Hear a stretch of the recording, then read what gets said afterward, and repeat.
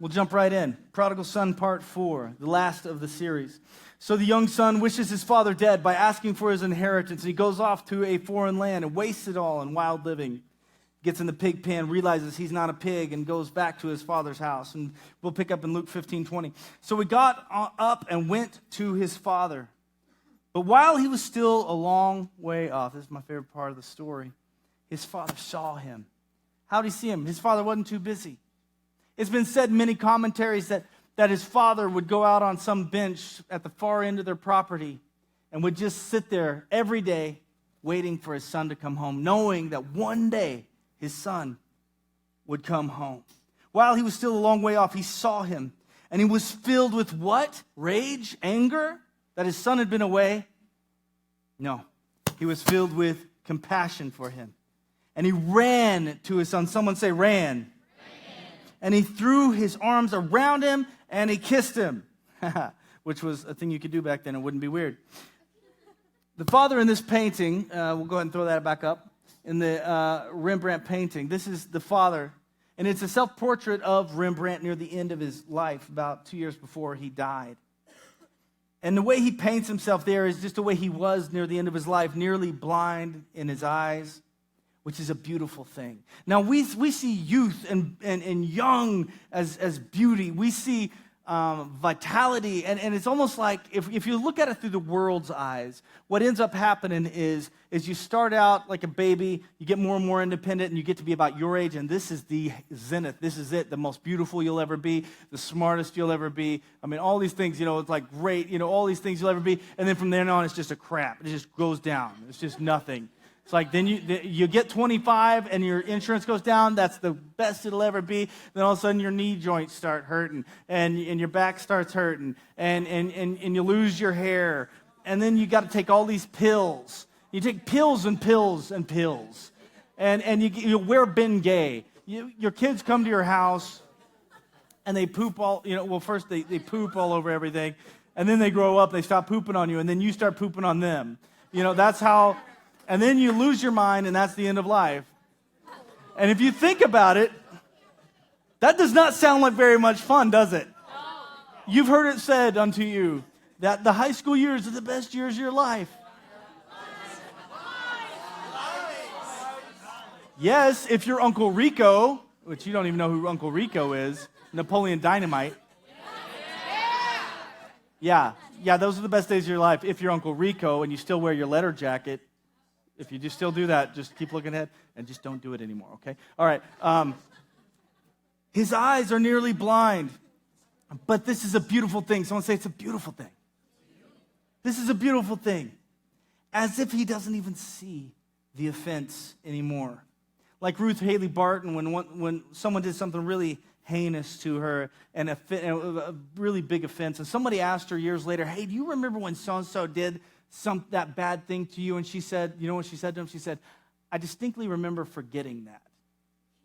I distinctly remember forgetting that. The blind eyes, it's almost like I'm blind to these things. Mikey, that's foolish. You can't be blind to people's failures. I distinctly remember forgetting that. This father, when he was younger, he might have tried to get revenge, but as an old man, it's almost like he's blind to his son's failures. These hands, then we'll go to his hands.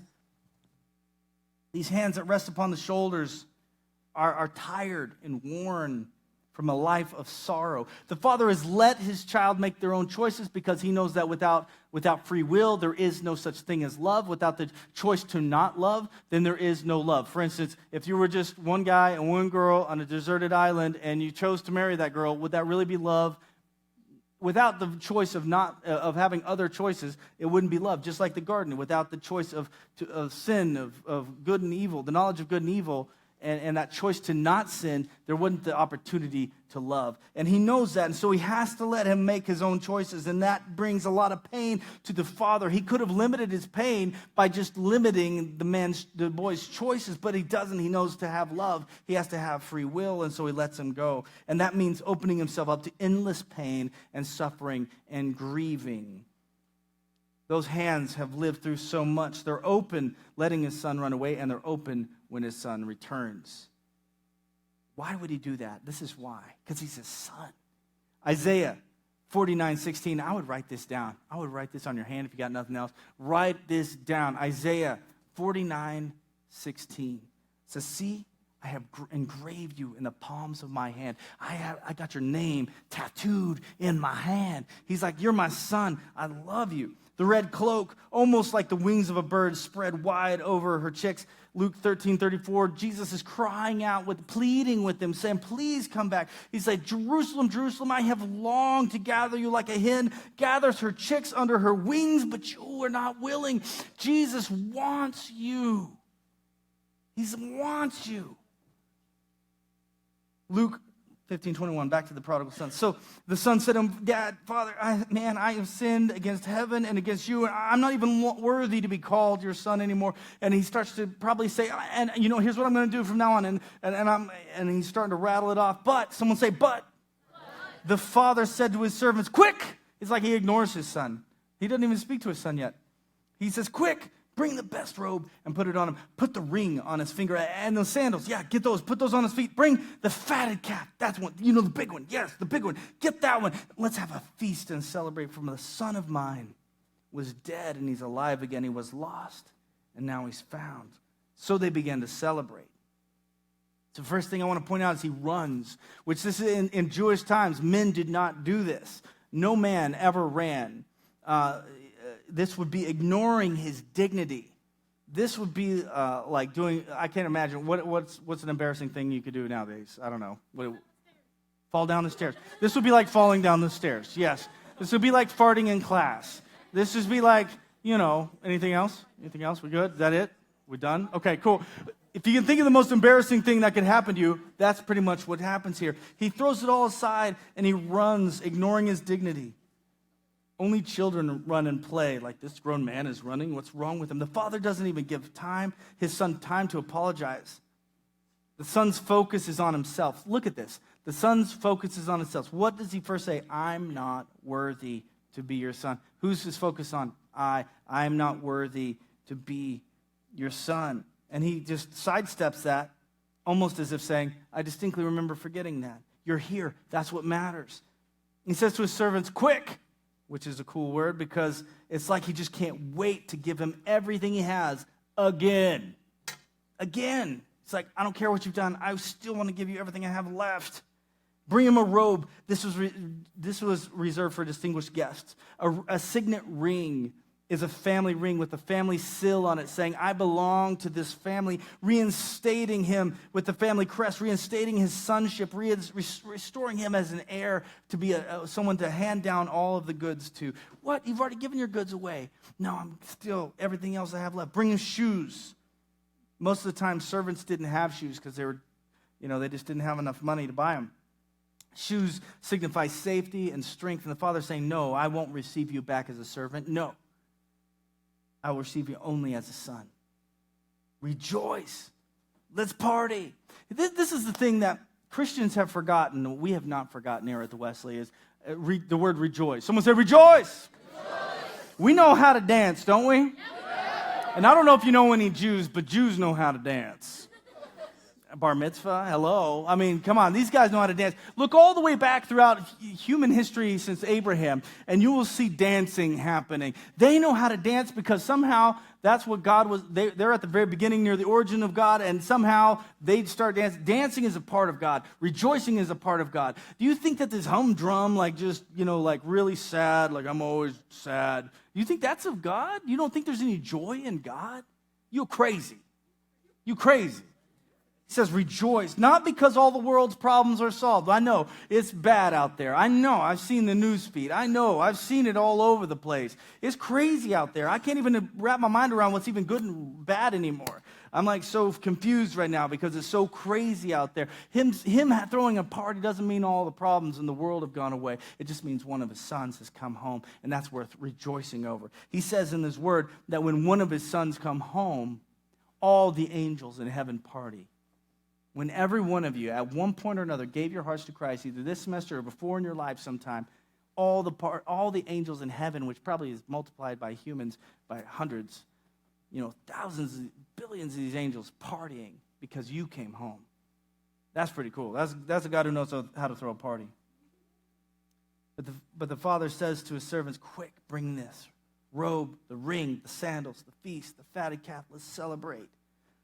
Now this is God. This is God. This is his character. He likes to party when his kids come home.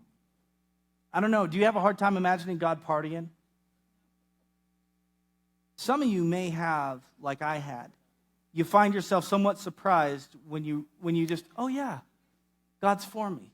He doesn't want to hurt me. He's not trying to destroy me. I don't know if anybody else ever feels that way, but I have to sometimes consciously remind myself that God's not against me because God is powerful, right? He's this cosmic being that's so powerful, he could squish me in a second if he wanted to. He could dangle something in front of me and then take it away if he wanted to. And my experience has taught me that humanity, that's what humanity does, is might is right, and we've gone the opposite direction, and might is actually wrong. So anything that has so much power must be evil because power corrupts, absolutely, right? This has been drilled into your head. Absolute power corrupts, absolutely. And here's this absolutely powerful God that could do anything he wanted to. He could crush me if he wanted to, and that makes me just a little bit distant from him. I may have a wrong view of who God is. So the question is not, how do I get to know God? I got to go out and try to find a way to get to know him, but more like, how do I let myself be known by God? What does that mean? I'm trying so hard to know God, but really all you need to do is let yourself be known by God, meaning you have to be vulnerable enough to let him in, even to the things that you're afraid to say. It's not how am I going to find God, but how am I going to stop hiding from him and let him just find me? You got me, God. It's not how do I love God, but how am I going to let myself be loved by God, and that love will transform me. In the last 3 weeks, we've been talking about this crazy journey.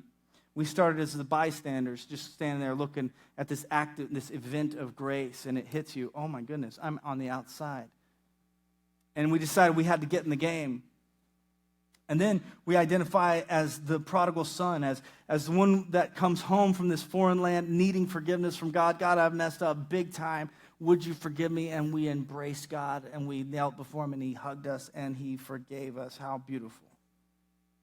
But after being in it a while, we look around and we see others not doing as much as we're doing. We start trying to do everything right. We try to stop sinning as much as we can. We try to do, and we keep sinning, and so we try to do other things and stop sinning. And then we set up more guide things to stop sinning, and all of a sudden we find ourselves so tight and mad, and we become the older brother, and we identify. How many of you guys identified with the older brother last week?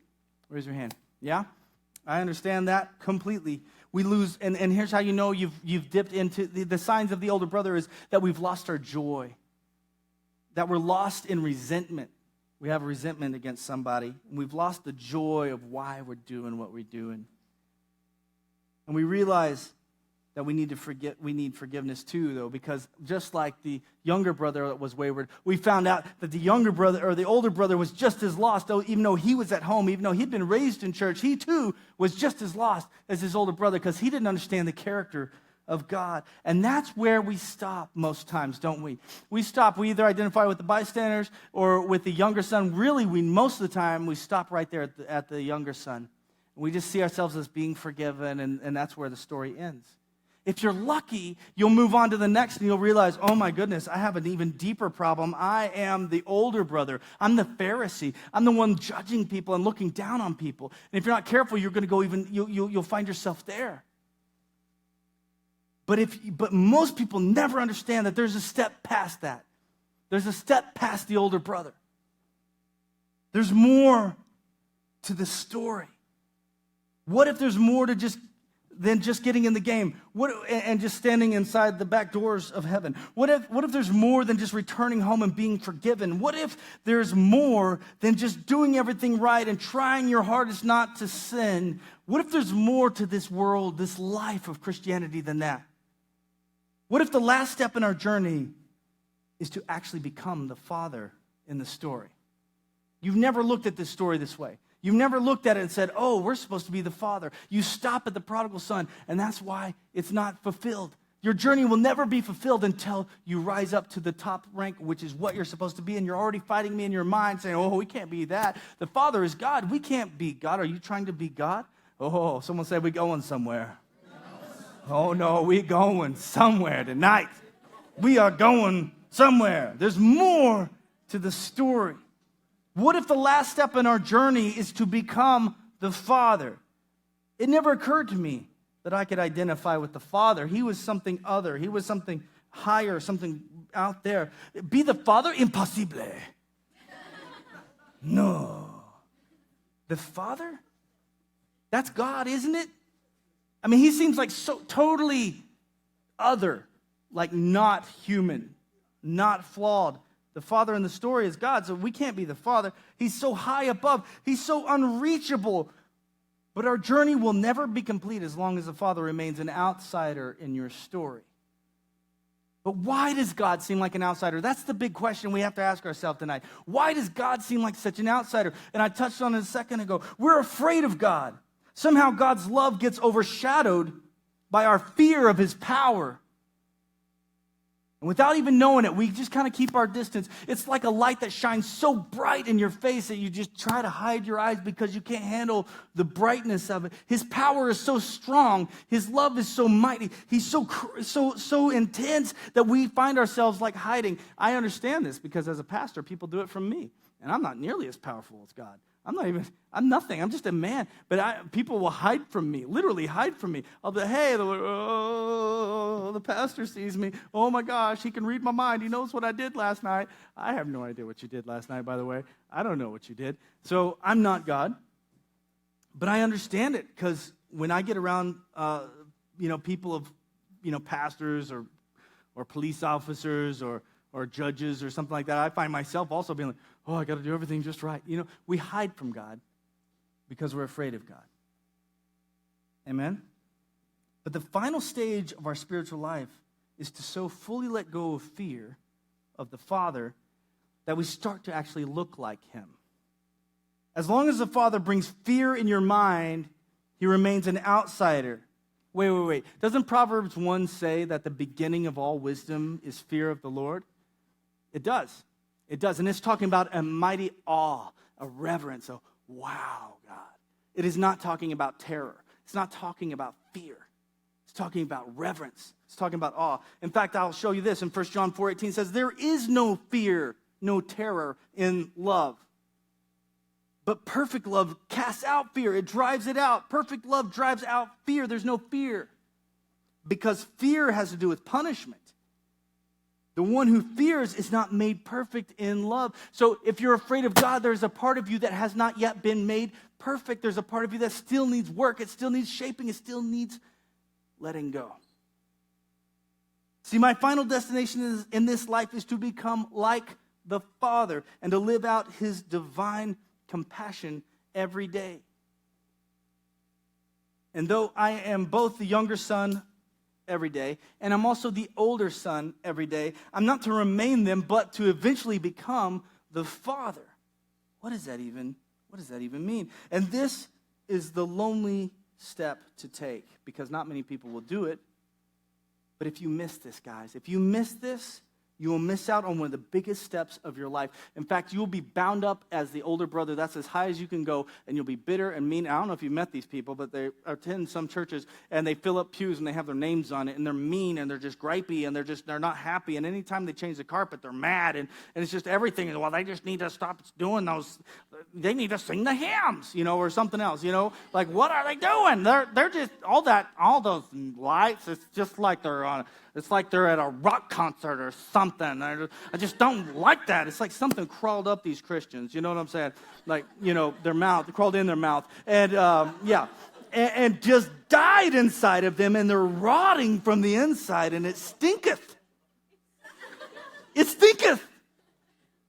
And if you don't go beyond the older brother, you too will get stuck there, because it's beautiful being forgiven and being the younger brother and everything like that. But I can tell you blogger after blogger of people who say, what's wrong with the church and 10 things of this and blah, blah, blah, blah, blah. And they don't have the joy of God in them anymore.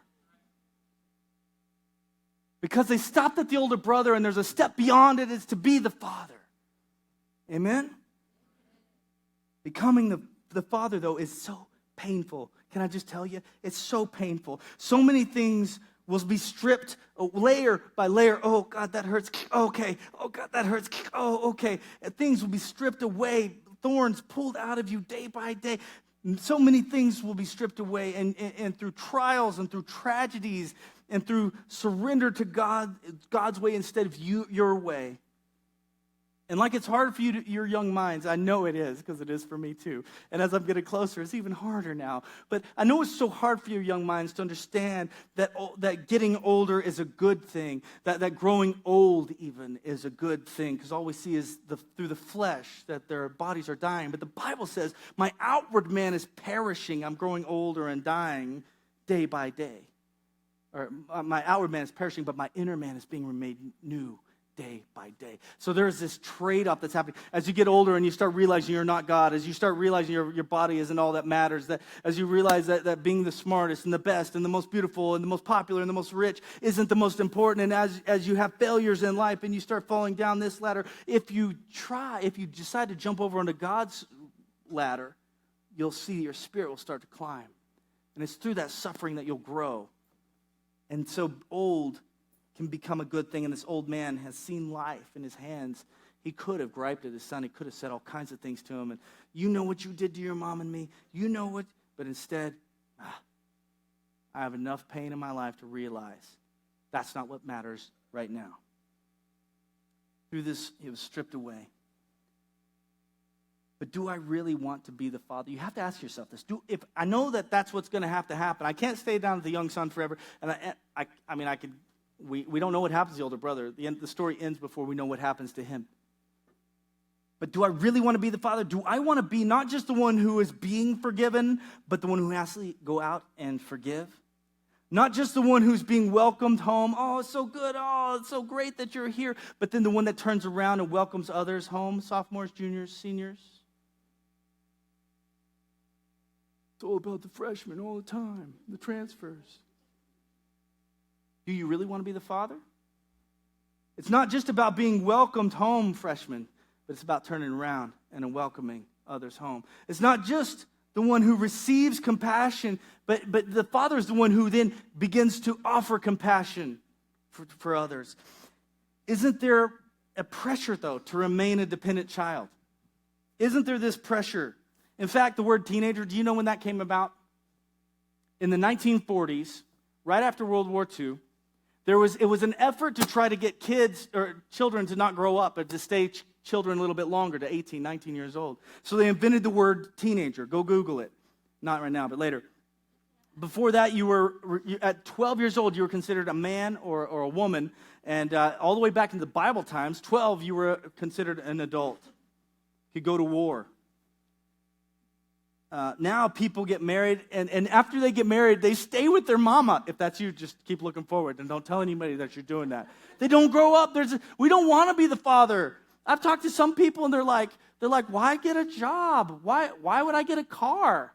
If I get a car, I'll have to have a job to pay for it. My mom, she'll just let me live at her house, and I just get free food there, so I can go do whatever I want. You're not growing up. Don't be a snowflake. Okay? As I quote Fox News, you may or may not like, people statistically don't get licenses and don't buy cars until much older now.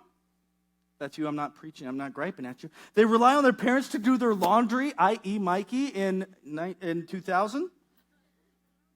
They expect their mentor to create their relationship with God for them, and if they don't, I'm just not getting enough out of that. And they walk away from their mentor. Did your mentor have to make your relationship with God? Does he have to make your bed too? Does he have to have a quiet time for you? Or are you going to go make your own relationship with God? Someone say amen. Amen. Come on now. It's time to grow up. It's time to become the father. It's time to move past our young things. You know, when I was a child, I thought like a child, I reasoned like a child. But when I became a man, I put away childish things. It's time to become. Time to become. Someone say it's time to become. Amen. But surely, Mikey, surely God doesn't expect that. I identify with the young son. He doesn't have any expectations. He's just there, and then God's happy and everything. Surely he doesn't expect me to grow up. Luke 6:39, Jesus says, can the blind lead the blind? Will they not both fall into a ditch?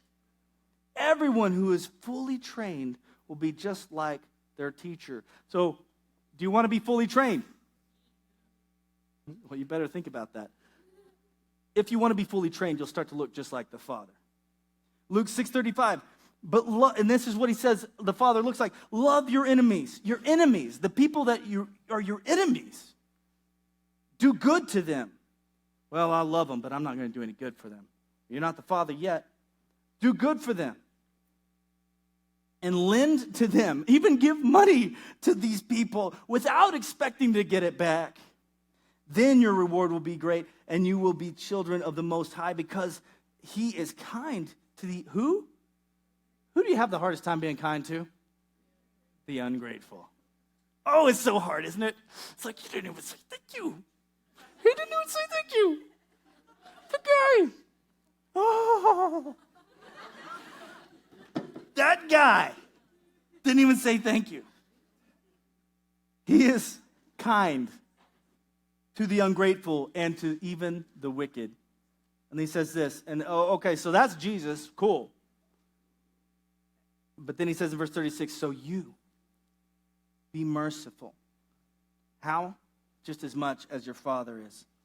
And then 1 Peter 1:15 goes on to say even more, but just as he who called you is holy, is set apart, isn't like the world anymore, so you be holy in everything you do. For it is written, be holy because I am holy. Be holy as I am holy. He's saying there's this movement away from the things of the world into the things of God, into the things of home.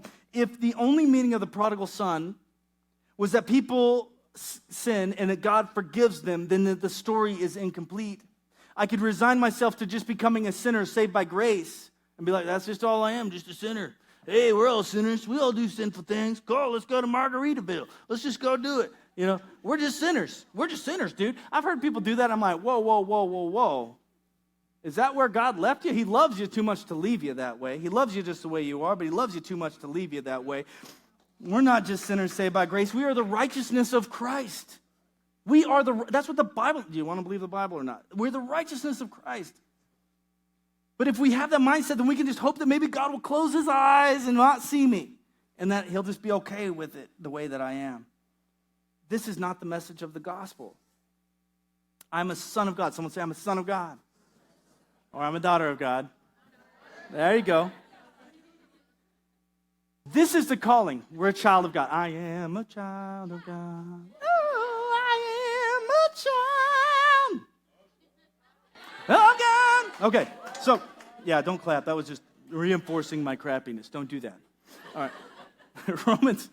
Romans 8:17 says, now, if, someone say, if we are children, then we are what? Not heirs, heirs. Meaning we are the inheritors. We are the heirs of God and the co-heirs with Christ. Someone say, if indeed we share in his. In order that we may also share in his glory. In order that we may also share in his glory. So a son isn't just forgiven. The son takes on the whole thing, the good and the bad. He takes on the pressure and the responsibility, as well as the forgiveness and the grace and the mercy. He takes all of it. A relationship isn't just two-dimensional, it's very three-dimensional. And that's what's happening here, is we're growing up into the fullness of Christ. As a son, I am to become a successor. I am destined to step into my Father's shoes. My feet will grow, and they will step into his shoes, and they will take the land that he has given me and offer to others the same compassion that he has offered me. I cannot remain a child forever.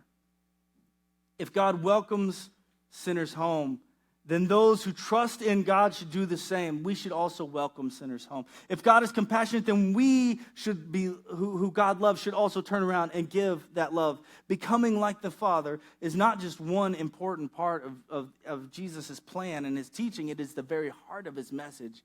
We're to grow up into the fullness of God. But I don't want to grow up. I kind of like it being about me. When I give it, listen, this is me, okay? When I give advice, there's this part of me that wants to know that they're going to actually do what I say. Otherwise, I don't want anything. I don't want to tell you. I already talked to you. I already told you what to do, and you didn't listen to what I had to say. Is that the goal of them talking to me? Is me to give them all the answers and then them to go do it? What's that all about? When I offer help, I want to be thanked. When I give money, I want it to be used my way. When I do something good, I want to be remembered. I want a legacy. I want a plaque or something to remember. Oh, you remember the good old days when Mikey was here, blah, blah, blah. I don't want to grow up. What does that have to do with the Father? The father of the prodigal son is not concerned about himself. Where the son says, I'm not worthy, the father doesn't even say his own name. He's like, hey, quick, go get my son something. It's not about, think about this. Everybody's talking about God, being into his own glory, like he's so glorious, he's all into his own glory. He's into you. He's into you. But if you're into you, that's weird. You got to be into him, and he'll be into you, and now we got a cycle going, okay? Don't bogart the being into, all right? You don't even know what that means. It's fine. It's fine. Someone say we going somewhere. The father of the prodigal son is not concerned about himself. His long-suffering life has emptied him of his desires to keep control of things. His children are now his only concern. Do you want to know how to get the heart of the Father? To get the heart of the Father, you can't just squeeze this out. Oh, there's some fruit. Can't do it. Doesn't work that way. You got to get the heart of the Father through a process. So if you're taking notes, first thing you got to do, man, first way to get to the heart of the Father is grief. What? I thought it was going to be like kindness, peace, joy, nice things. No, first way to get to the heart of the Father is through grief. Write her down. Grief. It might sound strange to consider grief as a way to compassion. But if you ever seen somebody who has suffered much, they are usually the people with the most compassion, i.e. Mother Teresa, i.e. the people who've been through the war in Rwanda, the genocide in Rwanda, who went and forgave the people that killed their whole family. All these people, martyrs, who people killed their whole family, and they go back and reach out to the very people who killed their family because of Jesus' name. You don't get to the Father's heart without grief. Someone say grief. Grief is good. But grief asks me to allow the sins of the world, my own sins included, to pierce my own heart and to make me shed tears for them. I don't know if there's anything in this world that just gets you, you grieve over. It's not even like you're mad about it. It's like you're like, oh God, it's wrong. It's so bad. When you think about parents molesting their own children, and you think about, it's like, oh, I grieve over that. I think about, little Tatum, who's Macy's age, and it's cancer, and I grieve, and I'm like, oh, I just can't look. It's just too much, Carrie. I can't. She's like, oh, look, I'm like, it's too much right now. I just can't, And then you look at you see a story or documentary about something that was just wrong, and there's something in you that grieves beyond anger. Grieving when you see something that's wrong. There is no compassion without many tears. When I consider the waywardness of God's people, our lust, our greed, our violence, our anger, our racism, our resentment, and whenever we're able to look at all those things through the eyes of God's heart, it almost makes you to where you can't cry. You're like, God, they just don't know. They just don't know. How could Christians do whatever? How could Christians do, God, and your heart breaks. Grief. Grieving is a sort of praying. There are so few mourners left in the world because we're trying to inoculate ourselves. Be happy, be happy, be happy, be happy. Get another shot of something. Oh, that's too bad. Don't look at it. Oh, okay. The grace of God. Oh, it's too bright. Oh, don't look at that. Just kind of walk down the gray path. Just don't look too much at the darkness. Don't look too much at the light. Just kind of live my own life. Get my house, my wife, my 2.5 kids, and a white picket fence and a dog, and I'm going to be just fine. Just if I just walk down it, don't look too much at the darkness and don't look too much at the light. Grieving is looking at the darkness and going, oh, it's so dark, and you grab hold of it, and you look and you're like, oh, the light is so bright, and you grab hold of the light, and you say, God, Make a circuit here, and he sends his electricity through you to light up the darkness. That you are the key that stands in there. You're the fuse that stands, that creates a complete circuit. That is grief. Grieving is praying. Grief is seeing the contrast between the light and the dark, and it hurts. I don't know if you've ever been in like a really dark place and you walk out in the light and it just hurts so bad because you're looking in the darkness, you're looking at the light at the same time, and it's really hard. Everybody just wants to kind of put their head down and just go. But grieving, this is how you get to the Father's heart. You see the darkness of humanity, and you see the light of God at the same time, and you pull the two together. And he gave us the keys to the kingdom. He said, whatever you bind on earth will be bound in heaven. Whatever you loose on earth will be loosed in heaven. You are the one who holds the baton. You are the one with the Spirit of God, the temple of the Holy Spirit that's inside of you. You're the one that's to be the circuit that's going to take hold of both pieces and let the current of God go through and do whatever he's got to do. Amen? That's the first way. You got to let yourself see the pain. You got to feel it. You got to grieve for it. You got to pray for it.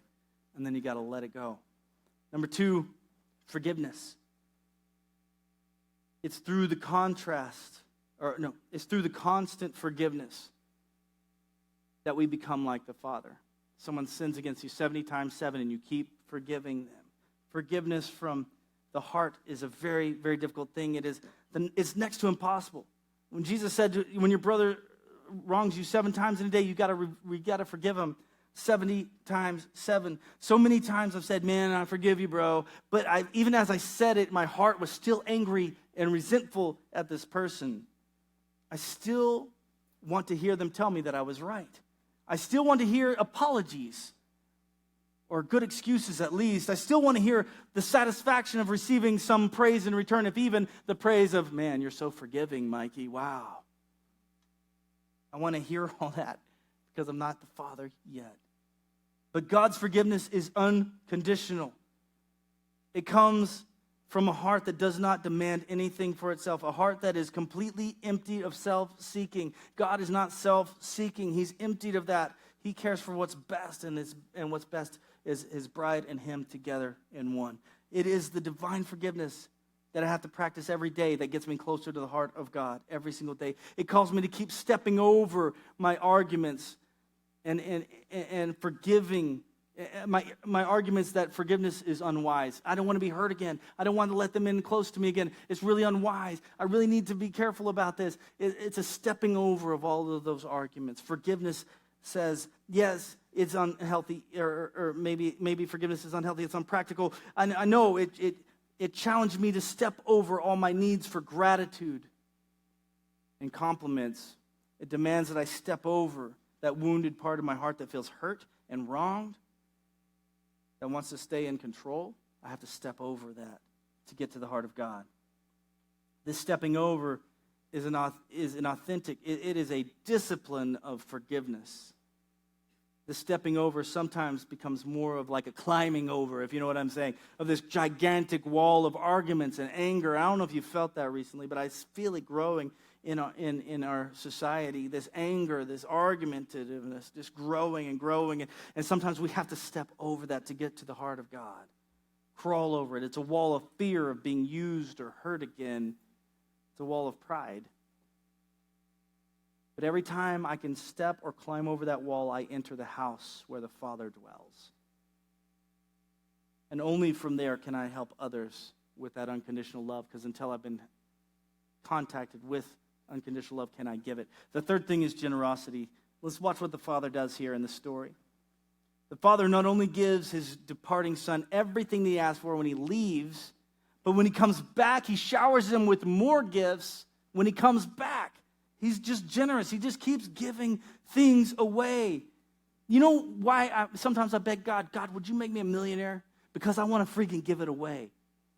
Carrie laughs at me because every time she gives me cash, I just give it away. She said, did you give it away already? I'm like, yeah. Generosity gets you closer to the heart of God.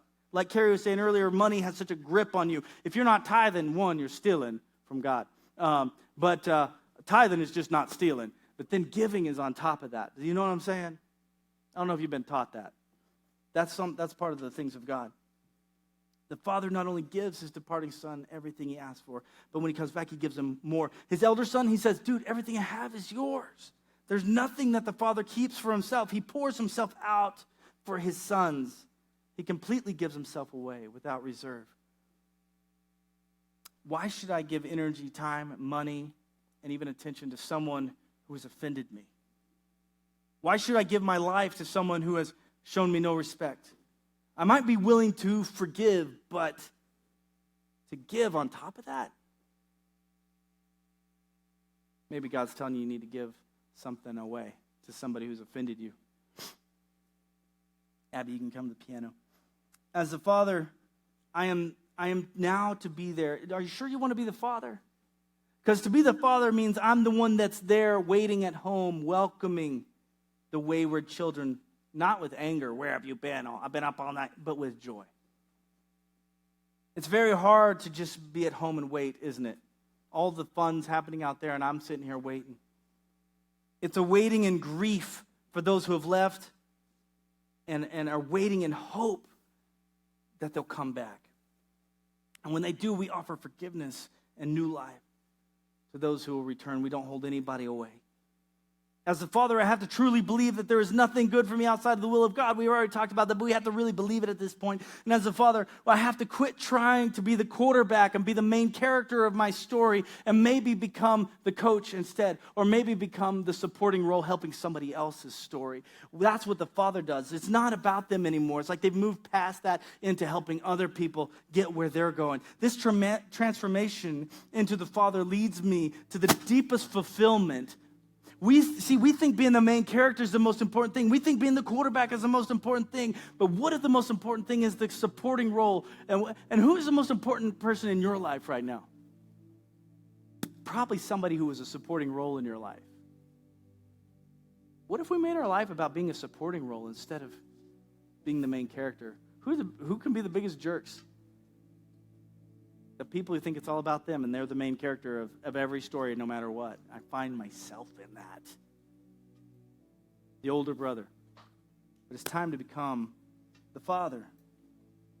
This transformation into the father leads me to the deepest fulfillment. Now, you're not going to believe me until you experience it, so I can just tell you about it. But once you get there, you'll know that there is more fulfillment in letting go. There's no greater joy than to stretch out your tired arms and let your hands of blessing rest on the shoulders of those coming home.